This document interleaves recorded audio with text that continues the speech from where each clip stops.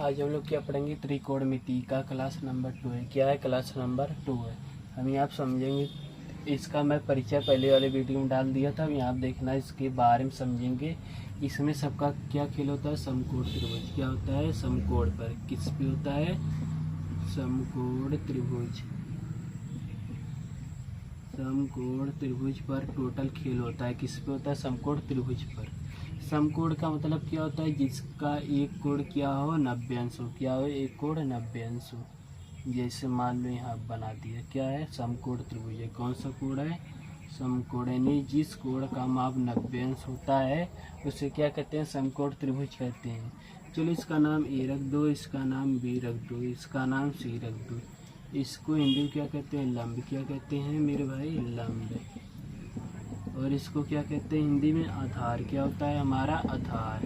ये क्या होता है? हमारी कड़। क्या होती है? कड़। सबसे बड़ी भुजा कड़ होती है। सबसे बड़ी भुजा क्या होती है? कड़। इसको इंग्लिश में क्या कहते हैं? हाइपोटेनियस। क्या कहते हैं? हाइपोटेनियस। इसको इंग्लिश में क्या कहते हैं? बेस। क्या कहते हैं? बेस।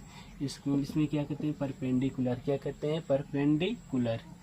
अब यहाँ पे आओ, देखो मैं कुछ पहले बताया था ने, कड़ स्क्वायर बराबर क्या होता है? लंब स्क्वायर प्लस आधार स्क्वायर, यानी इन दोनों वर्गों की योग, यानी लंब स्क्वायर प्लस आधार स्क्वायर के वर्गों का योग के बराबर कड़ स्क्वायर होता है। क्या होता है? कड़ स्क्वायर होता है। यानी इन दोनों भुजा के बराबर एक भुजा होती है। इसमें सबसे बड़ी भुजा क्या होती है? कड़। क्या होती है? कड़। यानी 90 अंश के सामने वाली जो भुजा होती है हमेशा क्या होती है? कड़। हमारा जब भी बदलता है या तो लंब से कोण बदलेगा या तो आधार से बदलेगा। ठीक है, अगर यहाँ से पूछोगे कोण सी बराबर तो ये आधार हो जाएगा, ये लंब हो जाएगा। अगर यहाँ से पूछोगे कोण ए से तो ये आधार हो जाएगा, ये लंब हो जाएगा। जिस कोण के सामने से अगर पूछेंगे वो हमेशा क्या होता है? लंब होता है। क्या होता है? लंब। अगर यहाँ से पूछेंगे तो लंब ये होगा तो आधार ही होगा। अगर यहाँ से पूछेंगे आधार होगा तो लंब होगा। क्या होगा? आधार लंब। अब यहाँ पर देखो कड़ हो गया। आओ मैं फार्मूला निकालना सिखाता हूँ। यहाँ पर देखो क्या है मेरा? लंब कड़ आधार। क्या है? लंब आधार कड़ है। ठीक है, यहाँ पे आओ देखो, ट्रिग्नोमेट्री रेशियो का अनुपात हम लोग ऊंचाइयों को ज्ञात करने के लिए किया जाता है। किसके लिए? ऊंचाइयों। जैसे मान लो एक खंभा है। क्या है? एक खंभा है। खंभे से कुछ दूरी एक लड़का है जो नीचे से ऊपर की ओर दिख रहा है। कहाँ दिख रहा है? ऊपर की ओर।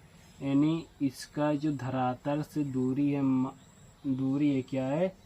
दूरी। यहाँ से जब देखेगा तो क्या होगा? यहाँ जब देखेगा तो यहाँ तक जरूर ही देखेगा। कुछ लोग होते हैं, मान लो कोई खंभा पे है। कहाँ पे है? मान लो यहाँ पर भी एक दूसरा खंभा पे। कौन सा है? यहाँ देखो, ये उन्नयन कोण होता है। कौन सा कोण होता है? उन्नयन कोण। उन्नयन कोण के मतलब क्या होता है? नीचे से ऊपर की ओर देखना। क्या होता है? नीचे से ऊपर की ओर देखना उन्नयन कोण कहलाता है। अगर मान लो एक खंभा है। क्या है? खंभा है। यहाँ खंभे से कोई आदमी है जो ऊपर से नीचे की ओर दिख रहा है। कहाँ दिख रहा है? ऊपर से नीचे की ओर दिख रहा है। तो यहाँ तो इसका भी कुछ आधार होगा। यहाँ जो कोण बनता है, यहाँ जो कोण बनता है ये क्या होता है? हमारा अवनमन कोण। क्या होता है? अवनमन कोण। चलो यहाँ पे सब बहुत, तभी इसके आगे त्रिकोणमिति का अनुप्रयोग में सब पढ़ेंगे। चलो अब हम यहाँ देखते हैं इसका क्या होता है सूत्र। कड़ स्क्वायर बराबर क्या होता है? कड़ स्क्वायर बराबर लंब स्क्वायर प्लस आधार स्क्वायर। क्या होता है? आधार स्क्वायर। अब यहाँ देखना इसको क्या कहते हैं? लंब स्क्वायर प्लस आधार स्क्वायर बराबर क्या होता है? कड़ स्क्वायर के बराबर होता है।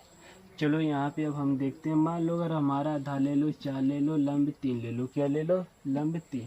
आधार हमारा लंब कितना है? 3 है। 3 का स्क्वायर करो, ये कितना है? प्लस 4 का स्क्वायर करो। क्या करो? 4 का स्क्वायर करो बराबर कड़ स्क्वायर। क्या होगा? कड़ स्क्वायर। अब यहाँ पे इसको सॉल्व पहले करो। 3 तरीका कितना होता है? 9 प्लस 4 चौक कितना होता है? 16 बराबर किसके हुआ? कड़ स्क्वायर के बराबर। किसके स्क्वायर बराबर? कड़। अब यहाँ हो जाएगा कड़ बराबर 16 9 कितना होता है? 25। कड़ स्क्वायर बराबर 25। तो कड़ बराबर मेरे भाई क्या होगा?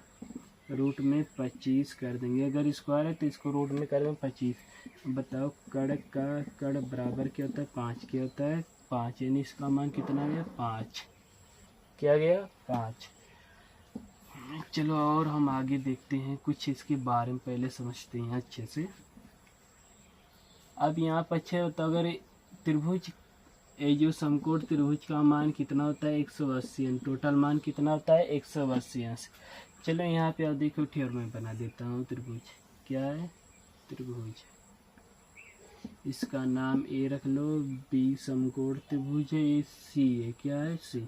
अच्छा ये बताओ, मान लो ये कोण 90 अंश का हुआ, यानी ये त्रिभुज का मान कितना होता है टोटल 180 अंश। यहाँ आप देखोगे 90 अंश ही होगा। तो अगर मान लो अगर यहाँ पे कोण दे दिया तो हम 30 अंश अगर यहाँ दे दिया तो एक कोण कितना होगा, एक कोण कितना होगा।